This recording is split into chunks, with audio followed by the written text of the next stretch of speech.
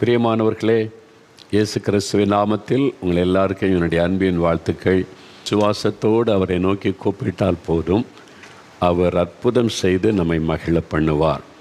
அவர் உங்கள் மேல் அன்பும் பாசமும் உள்ள ஒரு தேவன். ஒரு தகப்பன் பிள்ளைகளை நேசிப்பதைப் போல நம்மை நேசிக்கிறார். ஒரு முகம் வாடினால் ஒரு தாயினுடைய உள்ளம் எப்படி வேதனைப்படும், ஏன் என் குழந்தையினுடைய முகம் வாடி இருக்கிறது, அதை அறிந்து கொண்டு அதை சரிப்படுத்தும் வரைக்கும் அந்த தாய்க்கு நிம்மதி இருக்காது. அதே மாதிரி தான் ஒரு பக்கம் அவர் தகப்பன், இன்னொரு பக்கம் ஒரு தாயை போல தேற்றுகிறவர் என்று அவரை குறித்து வேதத்தில் வாசிக்கிறோம். தாயினுடைய அன்பையும் நீங்கள் இயேசுவனிடத்திலே பார்க்க முடியும். அவர் தான் உங்களை நோக்கி பார்த்து கொண்டிருக்கிறார். துக்கத்தோடு இருக்கிறீங்க, வேதனையோடு இருக்கிறீங்க, இன்றைக்காவது ஒரு அற்புதம் நடந்துராதான் நீ காத்திருக்கிறீங்க. இயேசு கட்டாயம் அற்புதம் செய்வார். நீங்கள் விசுவாசத்தோடு ஜெபிக்கணும், அவ்வளோதான். அவர் கூப்பிடணும். எப்படி விசுவாசத்தோடு ஜெபிக்கிறது? நான் ஜெபம் பண்ணால், நான் விண்ணப்பம் பண்ணினால் என்ன நடக்கும்? இங்கே சில சாட்சிகளை நான் வாசிக்கிறேன், கவனமாக கேளுங்க. இந்த சாட்சி எல்லாமே அற்புதத்தை பெற்றவர்கள் எங்களோடு தொடர்பு கொண்டு பேசினி, அதன் பிறகு அவங்களோட தொடர்பு கொண்டு பேசி என்ன நடந்தது என்பதை தெளிவாய் அறிந்து உண்மைதான் என்பதை உறுதிப்படுத்தி கொண்ட பிறகு தான் அந்த சாட்சியை வாசிக்கிறோம். புரியுது? அவங்களுக்கு அவங்க சொல்கிற உடனே நாங்கள் எடுத்துக்கொள்வதில்லை. அதை உறுதிப்படுத்தின பிறகு இவங்களுடைய முழு முகவரி, ஃபோன் நம்பர் எல்லாமே எங்கள் இடத்துல உண்டு. இப்போ முதலாவது சாட்சி சகோதரி கிளாடிஸ் சென்னையிலிருந்து எழுதியிருக்கிறாங்க. என்னுடைய தம்பி மகனுக்கு அவன் பிறந்ததிலிருந்தே அடிக்கடி ஒரு பலவீனம் ஏற்பட்டு கொண்டே இருந்தது. அவனுடைய 3வது வயதிலிருந்து லட்சத்தில் ஒரு குழந்தைக்கு வருகிற கவசாகி என்ற வியாதி அவனுக்கு வந்துவிட்டது. கவசாகி எனக்கு தெரில, இப்போ தான் நான் முதல் கேள்விப்படுறேன். அப்படி ஒரு வியாதி லட்சத்தில் ஒருவருக்கு தான் அப்படி ஒரு கொண்ட வியாதி வருமா? இந்த அவங்க தம்பி மகனுக்கு வந்து விட்டது. அடிக்கடி அவனுக்கு காய்ச்சல் வந்து கொண்டே இருக்கும். எப்பொழுதும் மிகவும் சோர்ந்து தான் காணப்படுவான். ஒரு நாள் கூட சரியாக அவன் சாப்பிட மாட்டான். அவன் உடல் நல குறைவினால் வாரத்தில் 4 நாட்கள் மருத்துவமனையில் அட்மிட் பண்ணப்பட்டு விடுவான். அவனுடைய 8 வயது வரைக்கும் அவன் வீட்டில் இருந்த நாட்களை விட மருத்துவமனையில் இருந்த நாட்கள் தான் அதிகம். இப்படி இந்த வியாதினால் மிகவும் கஷ்டப்பட்டு வந்தான். இப்படிப்பட்ட சூழ்நிலையில் கடந்த 2022ஆம் வருடம் டிசம்பர் மாதம் முதல் வாரத்தில் நடந்த அற்புத விடுதலை பிரார்த்தனைக்கு அவனை அழைத்து கொண்டு நாங்கள் நாலமாவடிக்கு வந்தோம். சென்னையில் இருக்கிறவங்க நாலமாவடிக்கு வந்திருக்கிறாங்க. ஜெப நேரத்தில் நாங்கள் அனைவரும் அவன் மேல் கைகளை வைத்து மிகுந்த பாரத்தோடு ஜெபம் செய்தோம். மிகுந்த ஆச்சரியம், அந்த நாளில் இருந்தே அவனுக்கு நல்ல சுகம் வந்துவிட்டது. மறுபடியும் இந்த வியாதியினால் அவன் மருத்துவமனையில் அனுமதிக்கப்படவே இல்லை. கடந்த 1 வருடமாக நல்ல சுகத்தோடு இருக்கிறான், நல்ல உற்சாகத்தோடு காணப்படுகிறான். ஒரே நாள் ஜெபத்தில் என் தம்பி மகனுக்கு அற்புதம் சுகம் தந்த இயேசுவுக்கு மகிமை செலுத்துகிறேன். வினோதமான ஒரு வியாதி. லட்சத்து ஒரு குழந்தைக்கு தான் அந்த வியாதி வருமா? அந்த குழந்தை பாதிக்கப்பட்டு கஷ்டப்பட்டு கொண்டு இருந்தது. குடும்பமாக தலையில் கை வைத்து அவங்க ஜெபம் பண்ணினாங்க. பார்த்திங்களா? அவங்க ஜெபத்தை தேவன் கேட்டு குழந்தைக்கு சுகம். அந்த நாள்லேருந்து விடுதலை. வியாதிப்பட்ட குழந்தைய வச்சுருந்தா இப்போ கொஞ்ச நேரத்தில் ஜெபிக்க போகிறோம். நீங்கள் தலையில் கை வைத்து ஜெபிக்கணும். உங்கள் அம்மாவுக்கு அப்பாவுக்கு வியாதின்னா என்ன செய்கிறது? சிறு குழந்தைகள் ஜெபிக்கணும். உங்கள் ஜெபத்தை கூட ஆண்டவர் கனப்படுத்துவார். நீங்கள் ஜெபிக்கும் போது அவங்களுக்கு சுகமாயிரும். ஒருவருக்கொருவர் வியாதிப்பட்ட பலவீனப்பட்டவங்களுக்காக ஜெபிக்கலாம். இதே மாதிரி அற்புதத்தை இயேசு செய்வார். அடுத்தது சகோதரி எஸ்தர் சென்னையிலிருந்து இன்னொரு சகோதரி. எங்களுக்கு திருமணமாகி 2 வருடமாக குழந்தை இல்லாமல் இருந்தது. இதனால் சிகிச்சைக்காக மருத்துவமனைக்கு சென்றோம். எல்லா பரிசோதனைகளையும் செய்து பார்த்துவிட்டு, உங்களுக்கு இருக்கும் பிரச்சனைக்கு நீங்கள் எவ்வளவு பணம் செலவு செய்தாலும் உங்களுக்கு குழந்தை பிறக்க வாய்ப்பே இல்லை என்று மருத்துவர்கள் சொல்லிவிட்டார்கள். அந்த மாதிரி ஒரு பிரச்சனை, உங்களுக்கு குழந்தை பிறக்க வாய்ப்பே இல்லை அப்படின்னு சொல்லிட்டாங்க. மிகவும் மனம் உடைந்து போன சூழ்நிலையில் நாலுமாவுடைய தேவனுடைய கூடாரத்தில் நடைபெற்ற திறப்பின் வாசல் உபவாச ஜெபத்தில் குடும்பமாக நாங்கள் கலந்து கொண்டோம். ஜெப நேரத்தில் எங்களுக்கு ஒரு குழந்தையை கொடுத்தால் அதை உமக்காக நாங்கள் வளர்ப்போம் என்று பொருத்தனை பண்ணி விசுவாசத்தோடு ஜெபம் செய்கிறோம். மிகுந்த ஆச்சரியம், ஜெபித்து விட்டு சென்ற அடுத்த மாதமே நான் கருத்தரித்தேன். அதாவது உங்களுக்கு குழந்தை பிறக்க வாய்ப்பே இல்லை என்று மருத்துவர்கள் சொன்ன அதே மாதம் அதே தேதியில் ஒரு அழகான பெண் குழந்தையை கொடுத்து தேவனங்களை ஆசீர்வதித்தார். பாருங்கள், அது கூட ஞாபகத்தில் வச்சுருக்காங்க. அவங்க டாக்டர்ஸ் எல்லாம் செக் பண்ணிவிட்டு பார்த்துட்டு உங்களுக்கு குழந்தை பிறக்க வாய்ப்பே இல்லைன்னு சொல்லிட்டாங்க. அதே நாள் அதே தேதி அதே மாதம் அதே தேதியில் அன்று குழந்தை கொடுத்துட்டாராம். எங்கள் ஜெபத்தை கேட்டு எங்களுக்கு குழந்தை பாக்கியம் ஆசீர்வாதத்தை தந்த இயேசுவுக்கு ஸ்தோத்திரம். இல்லை, அவங்க ஜெபம் கேட்கப்பட்டது. உங்கள் ஜெபத்தை ஆண்டவர் கேட்டு பதில் தருவார். நீங்கள் ஜெபிக்கணும். இதே மாதிரி கணவன் மனைவி சேர்ந்து ஜெபிச்சிங்கன்னா உங்களுக்கு அற்புதம் நடக்கும். இன்னொரு சகோதரி கூட பாருங்களேன், சகோதரி பிரீத்தி ஷா, அவங்களே சென்னையிலேருந்து தான் எழுதியிருக்கிறாங்க. எங்களுக்கு திருமணமாகி 5 வருடங்களாக குழந்தை இல்லாதிருந்தது. இதனால் பரிசோதனைக்காக மருத்துவமனைக்கு சென்றோம். பரிசோதித்த மருத்துவர்கள் உங்களுக்கு அநேக குறைபாடுகள் இருப்பதால் நார்மலாக குழந்தை பிறக்க வாய்ப்பு இல்லை, அதனால் IVF சிகிச்சை முறையில் முயற்சித்து பார்க்கலாம், அதுவும் உறுதியாக குழந்தை பிறக்கும் என்று எங்களால் சொல்ல முடியாது என்று மருத்துவர்கள் கூறிவிட்டார்கள். அதனால் எந்த சிகிச்சையும் தொடராமல் விட்டுவிட்டேன். இப்படிப்பட்ட சூழ்நிலையில் 4 மாவடியில் உள்ள தேவனுடைய கூடாரத்தில் வைத்து நடைபெற்ற திறப்பின் வாசல் உபவாச ஜெபத்தில் கலந்து கொண்டோம். ஜெப நேரத்தில் நீங்கள் குழந்தை இல்லாதவர்களுக்காக சிறப்பு பிரார்த்தனையை ஏறெடுத்தீர்கள். அதில் நானும் முன்பாக வந்து ஜெபம் செய்தேன். ஜெபம் முடிந்த பிறகு ஆலோசனையாக உங்களுக்கு நிச்சயம் ஆண்டவர் குழந்தை தருவார் என்று விசுவாசியுங்கள், தேசத்திற்காக தினமும் ஜெபம் செய்யுங்கள் என்று சொன்னீர்கள். நீங்கள் சொன்ன ஆலோசனைகளை ஏற்றுக்கொண்டு ஒவ்வொரு வாரமும் வியாழக்கிழமை 1 மணி நேரம் உபவாசித்து தேசத்திற்காக ஜெபித்து கொண்டு வந்தேன். மிகுந்த ஆச்சரியம், 2022 அக்டோபர் மாதத்தில் நான் கருத்தரிக்க தேவன் உதவி செய்தார்.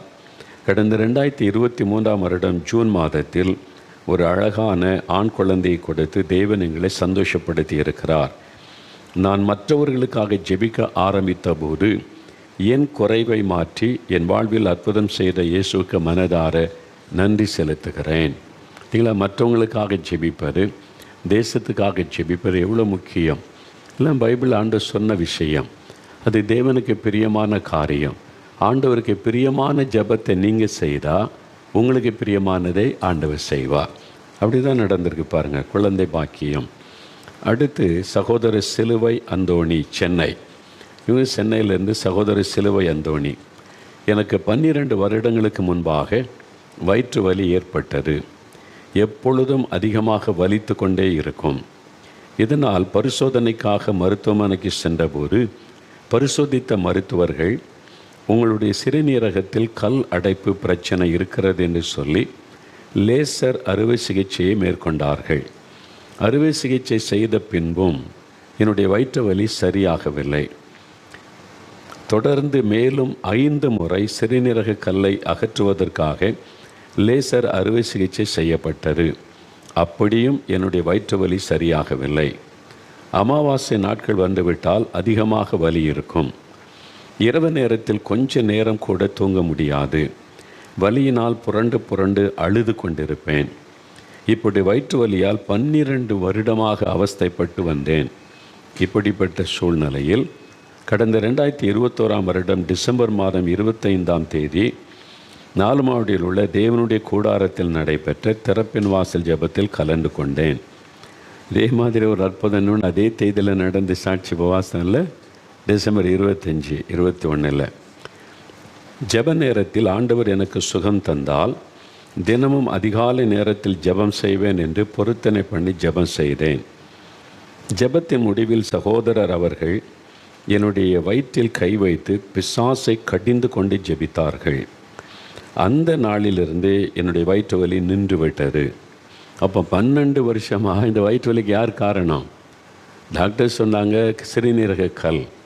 5 முறை கல் உடைக்கிற வேலையெல்லாம் செஞ்சாச்சு, சுகம் உண்டாகலை. ஆனால் வலி இருக்குது. அமாவாசை முக்கியமான நாள், அமாவாசை நாள், பௌர்ணமி நாள், வெள்ளி செவ்வாய் சில குறிப்பிட்ட நாளில் பாதிப்பு அதிகமாகுதுனாலே நீங்கள் உடனே யோசிக்கணும், அதுக்கு பின்னால் இருப்பது ஒரு அசுத்த ஆவியினுடைய கிரியை. அந்த ஆவி வெளியேறி போன உடனே சுகமாயிட்டு பாருங்களேன்.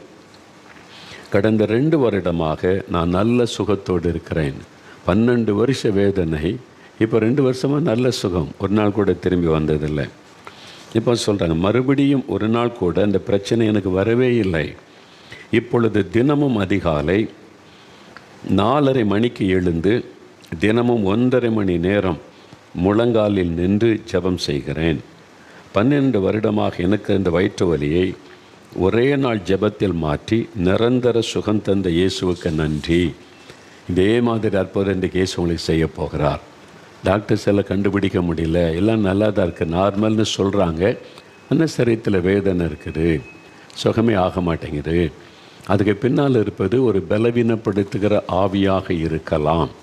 இன்றைக்கு இயேசுவின் நாமத்தை சொல்லுங்கள், உங்களுக்கு விடுதலை. சகோதரி சுஜிதா, பெங்களூர். என் பெயர் சுஜிதா, நாங்கள் பெங்களூரில் வசித்து வருகிறோம். எனக்கு 2 குழந்தைகள் பிறந்தது. இருவருமே ஆண் குழந்தைகள். இருவரும் நடக்கக்கூடிய பருவத்தில் இருவருக்குமே 2 கால்களுமே நேராக இல்லாமல் வளைந்திருந்தது. எவ்வளோ துக்கம் இல்லை? 2 குழந்தை, 2 குழந்தையுடைய கால்களும் வளைந்திருந்தது. நடையே இருவருக்கும் வித்தியாசமாக இருக்கும், நேராக நடக்க முடியாது. அதை பார்க்கும் பொழுது எங்களுக்கு அதிக மனவேதனையாக இருக்கும். இருவரையும் ஃபிசியோதெரபிஸ்டிடம் காட்டி சிகிச்சை எடுத்தும் சரியாகவில்லை. இந்நிலையில் அதிக மன பாரத்துடன் தங்களின் ஜெபிக்கலாமாக நிகழ்ச்சியை விசுவாசத்துடன் பார்த்து ஜெபித்து வந்தோம். 6 மாதமாக தொடர்ச்சியாக ஜெப வேளையில் இருவருக்கும் எண்ணெய் பூசி நாங்கள் உங்களோடு சேர்ந்து ஜெபித்து வந்தோம். இந்த ஜெபத்தை அவங்க வீட்டில் இருந்து கொண்டே எண்ணெய் பூசி 2 பிள்ளைகளுக்கும் பேரண்ட்ஸ் ஜெபிக்கிறாங்க. என் பிள்ளைகளுக்கு கால்கள் சரியாகும் பட்சத்தில் 200 பைபிள்கள் வாங்கி தருவதாகவும் பொருத்தனை செய்து கொண்டேன்.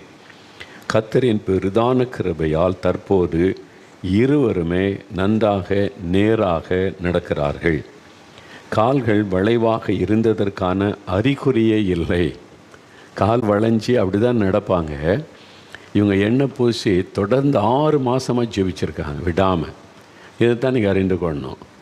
சில சமயம் ஒரே நாளில் இம்மீடியட்டாக ஹீலிங் ஆயிரும். சில சமயம் தேவன் நம்முடைய விசுவாசத்தை அவர் சோதித்து அறிவார், அதாவது பரீட்சை பண்ணி பார்ப்பார். இவங்க எப்படி விசுவாசம் என் மேலே வைக்கிறாங்கன்னு. விடாமல் 6 மாதம் ஜெபிச்சாங்க. இப்போ அது 100% ஹீலிங். வளைந்த கால் மாதிரி இல்லை, ஒரு அடையாளமே தெரியலை. கால்கள் வளைவாக இருந்ததற்கான அறிகுறியே இல்லை. இயேசுவுக்கு ஸ்தோத்திரம். நீங்கள் பொருத்தனைப்படி 200 பைபிள்களும் வாங்கி கொடுத்து விட்டேன். சுகம் தந்த இயேசுவுக்கு ஸ்தோத்திரம். இயேசு எவ்வளோ அற்புதமான காரியம் செய்கிறார் பார்த்தீங்களா? இன்றைக்கு கூட ஆண்டவர் உங்களுக்கு அற்புதம் செய்ய போகிறார். நீங்கள் கருத்தாக ஜெபிக்கணும். ஒரு 2 சாட்சிகளை வீடியோவில் பாருங்கள். சில பாவங்கள் சாபத்தை கொண்டு வரும். எந்த பாவம் சாபத்தை கொண்டு வர மாதிரி நம்ம செஞ்சிடறோமோ, சாத்தான் சுலபமாக அந்த வீட்டுக்குள்ளே நுழைஞ்சிருவான். அந்த சாபத்தை வைத்து உள்ளே நுழைஞ்சி பெரிய பாதிப்பை பிசாசு உண்டாக்கி விடுவான். இவங்க பாருங்கள், கிறிஸ்தவனாக இருந்தோம், இயேசுக்கு அவங்களுக்கு சம்மந்தம் இல்லை. அந்த மகளே சொன்னாங்கல்ல, ஞாயிற்றுக்கிழமை தூசி தட்டி பைபிள் தூக்கிட்டு போவோம், அப்புறம் கொண்டு வந்து வச்சா சரி, அப்புறம் பைபிள் வாசிப்பி ஜபம். ஆண்டவரோட தொடர்பு இல்லை. தகப்பனார் பாருங்கள், மந்திரவாதம் பண்ணுவார், பில்லிசூன்யம் பண்ணுவார், குறி சொல்லுவார். இதெல்லாம் ஒரு தேவனுக்கு அருவருப்பான பாவம் வந்து பைபிளில் எழுதப்பட்டு இருக்கிறது. ஆனால் அதை அவங்க செய்கிறாங்க. அது தேவனை துக்கப்படுத்துகிற ஒரு பாவம். அது கேர்ட்ஸ் சாபமாய் மாறுகிறது. அதனால் பாருங்கள், பிசாசு ஈஸியாக உள்ள நுழைஞ்சி வாதிக்க ஆரம்பிச்சிட்டான். சமாதானம் இல்லை, காலைல எரிச்சல், ராத்திரி தூங்க முடியாது, வறுமை, தரித்திரம், ஒரு ஆசீர்வாதம் இல்லை. இதெல்லாம் சாபத்தினுடைய அறிகுறிகள், சாபத்தினுடைய விளைவுகள். வேத புஸ்தகத்தில் உபாகம் 28 அதிகாரத்தில் அதை பற்றி எழுதி இருக்கிறது. ஆனால் இந்த சாபத்தில் இந்த விடுதலைக்கு ஒரே ஒரு பரிகாரம் தான் உண்டு. எல்லாம் பல மதங்களில் பரிகாரம் சொல்லுவாங்க. பாவ சாபத்துக்கெல்லாம் பரிகாரம் இருக்குது, தோஷத்துக்கு பரிகாரம் இருக்குது, அதை செஞ்சால் போயிருப்பாங்க. என்ன போகும்? பணம் தான் போகும், காசு தான் வீணாகும். நான் சொல்கிறேன், பரிகாரம் இலவசமாக யாராவது செய்வங்களான்னு கேளுங்க. இலவசமாக பரிகாரம் செஞ்சு மாத்திரக்கு யாராவது இருக்கான்னு கேளுங்க. இயேசு மட்டும்தான். ஏன்னா அவர் தான் மெய்யானவர். உங்கள்கிட்ட காசு பிடுங்கிறதுக்கு பொய்யான செய்திகளை சொல்லி சாத்தான் ஏமாற்றி காசு பிடிங்கிறோம், அவ்வளோதான். ஆண்டவர் வந்து நமக்கு தகப்பன், அந்த இயேசு நமக்கு தகப்பன். அதனால் இலவசமாய் விடுதலை, இந்த பாவ சாபத்தின் விடுதலை கொடுக்க தான் சிலுவையில் இயேசு ரத்த சிந்தி மாறிட்டார். வேத சொல்லி கலாத்தியர் 3:13 நம்மை இந்த சாப அடிமைத்தலிருந்து விடுதலையாக்க இயேசு சிலுவையில் சாபம் ஆனார் என்று பைபிள் எழுதப்பட்டிருக்கிறார். அவர் தான் பரிகாரி சாபத்துக்கு. இதை விசுவாசித்து என் சாபத்தை இயேசு சிலுவையில் சுமந்துட்டாரு, அவருடைய ரத்தத்தினால எங்களை கழுவி சாபத்திலிருந்து விடுதலை தருவார்னு விசுவாசித்து ஜெபிச்சா போகிறோம். அவ்வளோதான், வேறு கஷ்டமே கிடையாது. விசுவாச ஜெபம் உடனே விடுதலை. அப்படி தான் நான் குடும்பமாக விசுவாசித்து பாவத்தை அறிக்கை செய்து ஜெபிச்சாங்க. சாபக்கட்டு மாறி விட்டது. 27 வருஷமாக அந்த சாபக்கட்டு மாறி இப்போ பிசாசு இந்த வீட்டுக்குள்ளே வருவதில்லை. வறுமை போயிட்டு, தரித்திரம் போயிட்டு, இப்போ சமாதானம். அதான அனுபவம். அவங்களே சொல்லியிருக்கிறாங்கல்ல. இன்னொரு சகோதரி சொல்கிறாங்க, கன்னியாகுமரி மாவட்டம் தக்கலையிலிருந்து குமாரி என்கிற சகோதரி 22 வருஷம் அவனுடைய வாழ்க்கையில் ஒரு குறைவு. என்ன நடந்தது அவங்க சொல்கிறாங்க கேளுங்க. இடத்துல ஒரு வசனம் இருக்கிறாரு, மலடியை சந்தோஷமான பிள்ளை தாட்சியாக்கி ஆசீர்வதிக்கிற தேவன். தேவனுக்கு ஒரு அழகான ஒரு பெயர் பார்த்தீங்களா? மலடின்னு சொல்லப்படுகிற ஒரு மகளை ஆசீர்வதித்து பிள்ளை தாட்சி ஆக்குகிற தேவன். அவருடைய ஆசீர்வாதம். இவங்க பாருங்களேன், 22 வருஷம் குழந்தை இல்லை, 1-2 வருஷம், 22 வருஷம். 10 வருஷமாக ட்ரீட்மெண்ட் எடுக்கிறத விட்டுட்டாங்க. இனி அவ்வளோதான் அப்படின்னு சொல்லி 12 வருஷமாக ட்ரீட்மெண்ட் எல்லாம் எடுத்து பார்த்துட்டாங்க. 22 வருஷம். நீ கற்பனை பண்ணி பாருங்கள், யோசித்து பாருங்கள். முடிஞ்சு போச்சு, அவ்வளோதான். இதுக்கு மேலே நம்பிக்கை இல்லை, இனி வாய்ப்பே இல்லைன்ற நிலைமையில் பக்கத்து வீட்டிலேருந்து சகோதரி இந்த நிகழ்ச்சியை பாரு, இயேசுவனை ஆசீர்வதிப்பார். எவ்வளோ பெரிய ஊழியம் தெரியுமா அந்த சகோதரி செய்த ஊழியம்? அதைத்தான் நீங்கள் செய்ய சொல்கிறோம். எத்தனையோ பேர் வியாதியில், சாபக்கட்டில் இப்படி கஷ்டப்படுறாங்கல்ல, அவங்களுக்கு இந்த நிகழ்ச்சியை பார்க்க சொன்னாலே போதும், அது ஒரு ஊழியம். அப்போ இயேசு அவங்க அறிந்து கொள்கிறாங்கல்ல. அவங்களுக்கு இயேசுவே பிடிக்காது, அவங்க அதை நம்புறதில்லை. அது சொன்னால எனக்கெல்லாம் பிடிக்காது, நம்புறதில்லை. இல்லை நீ வச்சு பாருன்னு சொன்னபோது அவங்க கேட்க ஆரம்பித்த போதா நிறைய பேருக்கு இயேசுவை பற்றி அறியாதனால சிலர் அப்படி சொல்லுவாங்க. அறிந்து கொள்ள ஆரம்பித்தவொன்னு ஒரு விசுவாசம் வந்தது. அப்போ இயேசு என்னையும் ஆசீர்வதிப்பார் அப்படின்னு. கணவருக்கு நம்பிக்கை இல்லை, நீங்கள் ஜெபிங்க, எனக்கெல்லாம் நம்பிக்கை இல்லை சும்மா அப்படின்னு சொன்னபோது இந்த சகோதரி விசுவாசத்தோட முழங்கால் போட்டு இயேசுவேன்னு கூப்பிட்டாங்கல்ல. அதை யார் பார்த்தது? இயேசு பார்த்தார். அவங்கள பார்த்துட்டு இவங்க என்ன மதம், என்ன இனம், அதெல்லாம் இயேசு பார்க்கல. என் நாமத்தை சொல்லி கூப்பிடுற ஒரு மகள், இயேசுவேன்னு ஒரு மகள் கூப்பிட்றாளே, தன்னை தாழ்த்தி முழங்கால் படிட்டு எனக்கு ஒரு குழந்தை தாருன்னு ஒரு மகள் கூப்பிடுகிறாளே, அவங்க என்ன மதம்? அவங்க தான் என்ன நம்பலையே.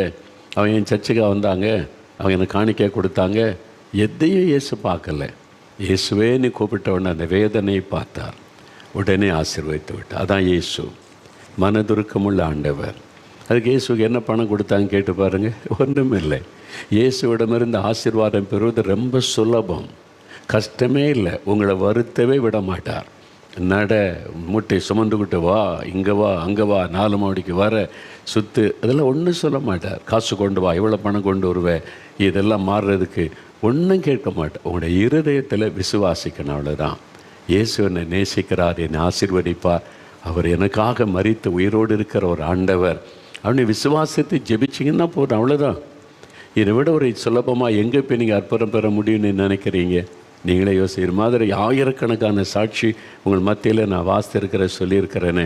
இதுக்கு மேலே ஆண்டவர் என்ன உங்கள்கிட்ட பேசுவார்னு நினைக்கிறீங்க? இப்போ நீங்கள் விசுவாசத்தை ஜெபிக்கணும். ஒரு 5 நிமிடம் ஜெப நேரம், ரொம்பலாம் தேவையில்லை. முடிந்தால் முழங்கால் படியிட்டு, அதாவது அவருக்கு முன்பாக நம்மை தாழ்த்துவதற்கு அடையாளம் தான் முழங்கால் படியிட்டு. எனக்கு பாவத்திலேருந்து விடுதலை வேணும்னா இருதயத்தில் கை வைத்து, இந்த மதுபான பழக்கம், போதை வசுகள், போதை பொருட்கள், இதிலேருந்தெல்லாம் எனக்கு ஒரு விடுதலை வேணும், நிம்மதியில் ஆண்டவரேன்னு கேளுங்க. பிசாசு போராட்டம் இருக்குது, சாபக்கட்டு இருக்குது, பயம் இருக்குது, தூங்க முடியல, விடுதலை வேணும், இதயத்தில் கை வைத்து இயேசுவே விடுதலை தாங்கன்னு கேளுங்க. வியாதி உள்ளவர்கள் வியாதி உள்ள இடத்துல கை வைத்து கொள்ளுங்க. எங்கே கட்டிகள் இருக்கிறது, வலி இருக்கிறது, வேதனை இருக்கிறது, எங்கே பாதிப்பு இருக்குது, அந்த இடத்துல கை வைத்து இயேசுவே என்னை தொடுங்க அப்படின்னு சொல்லி கேளுங்க. குழந்தை இல்லாதவங்க வயிற்றில் கரம் வைத்து ஜெபிங்க. கணவன் மனைவியாக இருந்தால் 2 பேரும் கை கோர்த்து கொண்டு ஒருமனப்பட்டு 2 பேர் ஒருமனப்பட்டு எதை கேட்டாலும் செய்வேன்னு இயேசு வாக்கு கொடுத்திருக்கிறார். ஒருமனப்பட்டு இயேசுவே நாங்கள் விசுவாசிக்கிறோம், இவங்களுக்கெல்லாம் குழந்தை கொடுத்தீங்களா 22 வருஷம் கழித்து. இன்றைக்கி 3 சாட்சி, குழந்தை இல்லாதவங்களுக்கு தேவன் 2 சாட்சி. எனக்கு குழந்தை பிறகு வாய்ப்பே இல்லை, மருத்துவத்தில் சொல்லிட்டார், அவங்களுக்கே ஆண்டவர் கொடுத்துட்டார். 22 வருஷம் கர்த்தர் உங்களுக்கு தரமாட்டாரா? விசுவாசிங்க. இந்த வருஷம் நீங்கள் ஒரு குழந்தையை அணைத்து கொள்ளுவீங்க. விசுவாசத்தோடு கரங்கோர்த்து ஜெபிங்க. 5 நிமிஷம்தான்.